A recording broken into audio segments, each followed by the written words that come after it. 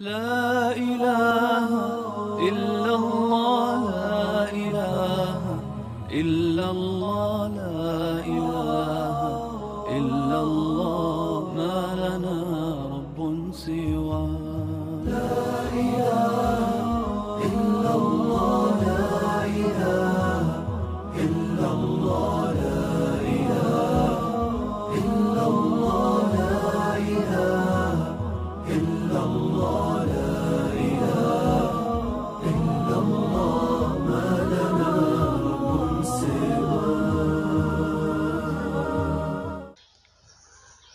السلام علیکم ورحمۃ اللہ وبرکاتہ۔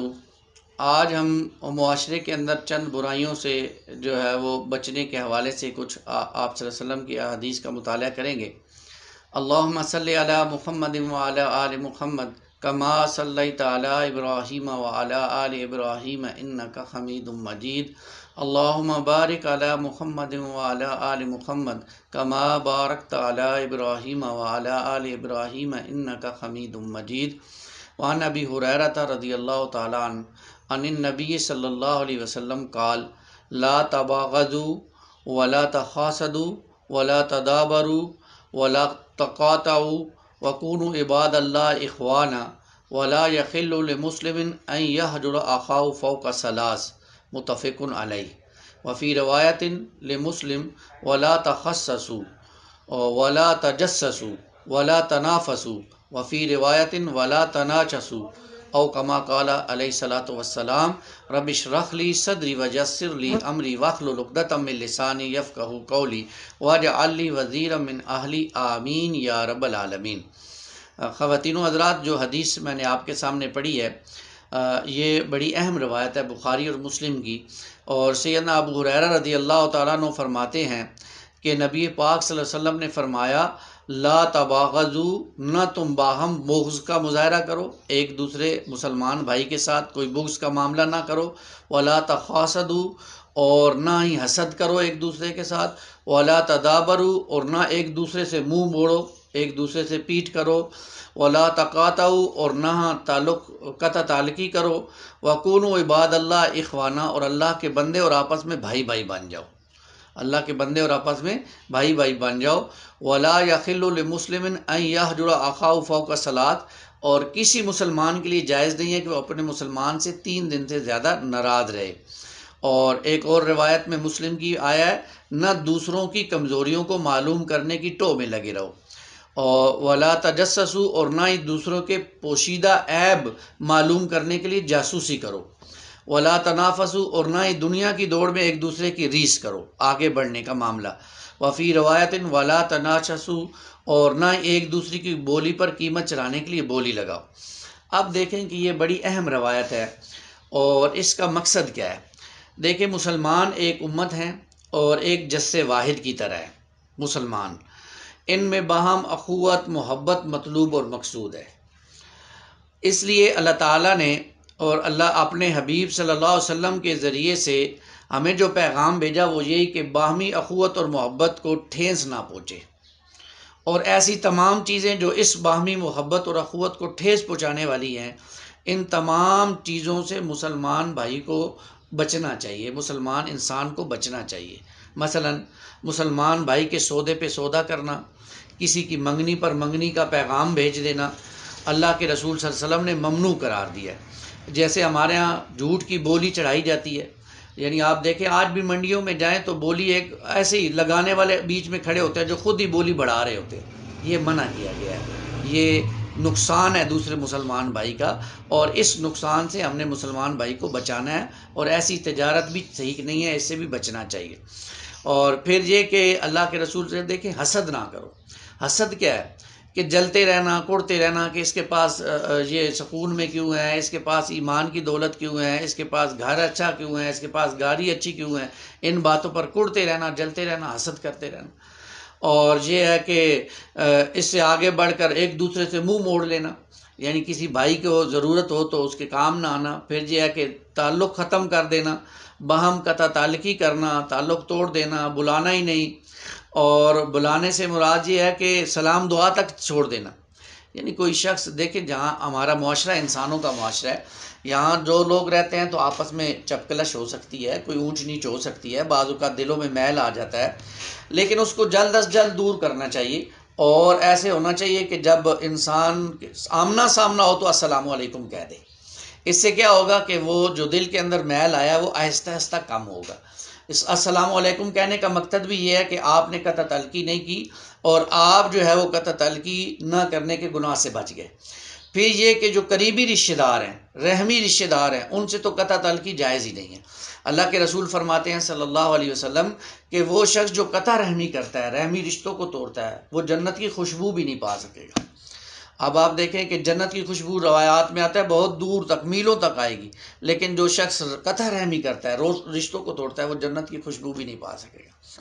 تو اس لیے جو رحمی رشتے ہیں، قریبی رشتے ہیں، بھائی ہے، اور جناب والدہ ہے، والد ہے، اور اسی طرح جناب پھوپھی ہے، چاچی ہے، تایا ہے، یہ قریبی رشتے ہیں، ان سے انسان کو کم از کم سلام تو کرتے رہنا چاہیے۔ اگر زیادہ آنا جانا نہیں بھی ہے تو جب ملاقات ہو تو سلام ضرور کریں، تاکہ ناراضگی کا اہتمام نہ ہو۔ پھر اگر کسی مسلمان سے کوئی معاملہ ہو بھی گیا ہے تو فرمایا 3 دن سے زیادہ ناراضگی شو نہ کی جائے، 3 دن سے زیادہ۔ کیوں کہ 3 دن سے اگر وہ زیادہ شو کرے گا تو اس کا مطلب ہے کہ معاملات زیادہ خراب ہو گئے، اور یہ بھی ہمارے اس معاشرے کے اندر جو اخوت کا پہلو ہے، محبت کا پہلو ہے، اس کے اندر دراڑیں ڈال دے گا۔ اس لیے جلد از جلد اس لیے آپ دیکھیں سورہ حجرات کو معاشرتی رہنمائی کے حوالے سے سورہ حجرات سب سے اہم صورت ہے۔ اللہ تعالیٰ وہاں فرما رہے ہیں کہ اگر 2 مسلمان بھائی آپس میں لڑ جائیں تو تم کیا کرو، تم لوگ ان کی صلح کرا دو، فَأَصْلِحُوا بَيْنَهُمَا، ان کی صلح کرا دو۔ اور اگر اس کے باوجود اگر کوئی صلح نہیں کرتا تو پھر جو صلح نہیں کر رہا اس پر معاشرتی دباؤ ڈالا جائے تاکہ وہ صلح کرے، اور اس کے لیے اگر تمہیں جنگ بھی کرنی پڑے تو تم کرو اور آپس میں صلح کراؤ۔ دیکھو کیوں، تم تو مسلمان ہو، اور مسلمان سے ناراض نہیں ہو سکتا۔ اور یہ پوری امت کی بات ہو رہی ہے، یہ نہیں ہے کہ صرف آس پاس کے لوگ، آس پاس کے لوگوں کا تو اور زیادہ حق ہے، یہ پوری امت میں مسلمان جہاں کہیں بھی ہے اس کی تکلیف میری تکلیف ہے، اس کا غم میرا غم ہے۔ آج بڑے افسوس سے کہنا پڑ رہا ہے ہمارے ہاں کچھ لوگ اپنے ہی مسلمان بھائیوں کو بد مذہب قرار دے کر ان سے بات نہیں کرنی، ان سے رشتے نہیں کرنے، ان کی بات نہیں سننی، ان کے ساتھ جناب اٹھنا بیٹھنا نہیں ہے، ان کو دعوت نہیں دینی ہے، ان کے سلام کا جواب نہیں دینا ہے۔ حالت یہ ہم دین کی خدمت کر رہے ہیں یا اللہ اور اس کے رسول کو ناراض کر رہے ہیں؟ بتائیے، اللہ اور اس کے رسول صلی اللہ علیہ وسلم کو تو ناراض کر رہے ہیں۔ آپ تو فرما رہے ہیں کہ 3 دن سے جائز ہی نہیں ہے، اور اگر کوئی سلام دے مسلمان بھائی تو اس کا جواب دینا تو واجب ہے، وہ ہم چھوڑ رہے ہیں۔ اور اللہ کے رسول فرما رہے ہیں وَكُونُوا عِبَادَ اللَّهِ إِخْوَانًا، اور اللہ کے بندو آپس میں بھائی بھائی بن جاؤ، تم ایک واحد امت بن جاؤ۔ آج ہم علیحدہ ہو گئے، بکھر گئے، آج ہمارا دشمن طاقتور ہو گئے۔ جب ہم متحد تھے، ایک امت تھے، تو کوئی ہمارے قریب بھی نہیں آتا تھا، اور ہماری ایک دہشت تھی، ایک خوف تھا کہ یہ مسلمان امت ہے۔ آج اس مسلمان امت کو کوئی کچھ سمجھتا ہی نہیں ہے۔ آج ہمارا دشمن ہمیں ہر جگہ پر جو ہے وہ شکست سے دوچار کر رہا ہے، اور اس کی سب سے بڑی وجہ جو آپس کے اندر محبت اور اخوت تھی، اس اخوت کو ہم نے پارا کر دیا ہے، توڑ کے رکھ دیا ہے۔ تو بھائی ضرورت اس بات کی ہے کہ ہم آگے بڑھیں، آپس میں محبت کریں، ایک دوسرے کے ساتھ تعاون کریں۔ اور آپ دیکھیں کہ یہ باتیں کیسے انسان کے معاشرے کو خراب کرتی ہیں۔ وَلَا تَجَسَّسُوا، اور نہ ہی دوسرے کو پوشیدہ عیب معلوم کرنے کے لیے جاسوسی کرو۔ اب کوئی کیا ہے اس کے پیچھے لگ جانا، اس کی رپورٹنگ کرنا، اس کے لیے جاسوس چھوڑ دینا تاکہ معلوم ہو کہ اس کے پیچھے کیا ہے، اس کی اجازت نہیں دیتا ہمارا دین۔ یہ تو بہت بڑی غلط بات ہے۔ آپ دیکھیں ایک مرتبہ سیدنا عمر رضی اللہ تعالیٰ عنہ رات کو جا رہے تھے، گشت کرتے تھے، آپ گلی میں گشت کر رہے تھے، آپ کو ایک گھر سے ایک لڑکی اور ایک لڑکے کی آوازیں آئیں، تو آپ نے سمجھا شاید بدکاری ہو رہی ہے، تو فوراً آپ دیوار کے اوپر چڑھ گئے اور کہا او اللہ کے بندو تم یہ کیا کر رہے ہو؟ تو وہ جو آگے بندہ تھا اس نے کہا امیر المومنین جلدی نہ کریں، ذرا میری بات بھی سن لیں۔ تو آپ نے کہا کہ کیا بات ہے؟ کہنے لگا امیر المومنین آپ ہمیں سمجھتے ہیں کہ ہم ایک گناہ کرنے لگے تھے، آپ نے تو 3 گناہ کیے ہیں۔ تو سیدنا عمر نے پوچھا اچھا بتاؤ میں نے کون سے 3 گناہ کیے؟ فرمایا آپ نے پہلا گناہ یہ کیا کہ اللہ تعالیٰ نے لوگوں کے گھروں سے دروازوں سے آنے کا حکم دیا، آپ دیوار پھلانگ کر آئے۔ دوسرا اللہ کے رسول نے حکم دیا کہ تجسس نہ کرو، پوشیدہ عیب، آپ نے پوشیدہ عیب تلاش کرنے کی کوشش کی ہے۔ اور تیسرا یہ کہ سلام کرنا چاہیے، سلام نہیں کیا آپ نے اور ایسی بات شروع کر دی۔ تو دیکھیں یہ باتیں ہیں جو ہمیں سمجھنے کی ضرورت ہے۔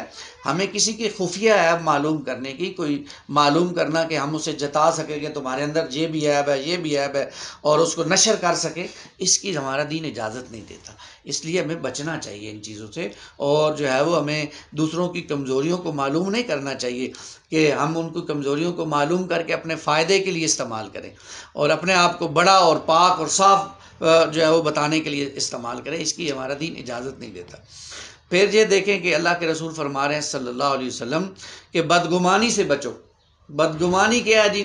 کسی مسلمان بھائی کے بارے میں کچھ ایسی باتوں کا سوچ لینا جو اس کے اندر نہیں ہے، ان سے بچنے کی صورت، یعنی بغیر کسی دلیل کے، بغیر کسی عین الیقین کے یہ بات سمجھ لینا کہ فلاں انسان ایسا ہے، اس کو کہتے ہیں ظن، اور یہ اس سے بچنا چاہیے۔ برا ظن جو ہے وہ بہت بری چیز ہے، اور اس سے ہم بچیں گے تو ہمارا معاشرہ ایک مسلمان معاشرہ بنے گا، اور جب معاشرہ صالح ہوگا تو پھر سلطنت صالح بنے گی۔ آج ہم کہتے ہیں حکمران ٹھیک نہیں ہیں، حکمرانوں میں یہ بیماریاں ہیں، واقعی ہیں، اس میں کوئی شک نہیں ہے، لیکن کیا میں اور آپ ٹھیک ہیں؟ کیا ہمیں حکمرانوں نے کہا ہے کہ ہم اپنے گھروں میں کیبل چلائیں؟ ہم خود لگواتے ہیں نا۔ پردہ ہم خود نہیں کرتے ہیں، کبھی کسی حکمران نے کہا ہے پردہ نہ کرو، ہم خود نہیں کرتے ہیں۔ ہم خود جھوٹ بولتے ہیں، ہم خود حسد کرتے ہیں، ہم خود دوسرے کے مسلمان بھائی کی ٹوہ میں لگے رہتے ہیں، ہم خود غیبت کرتے ہیں۔ کسی مسلمان حکمران نے تو نہیں کہا۔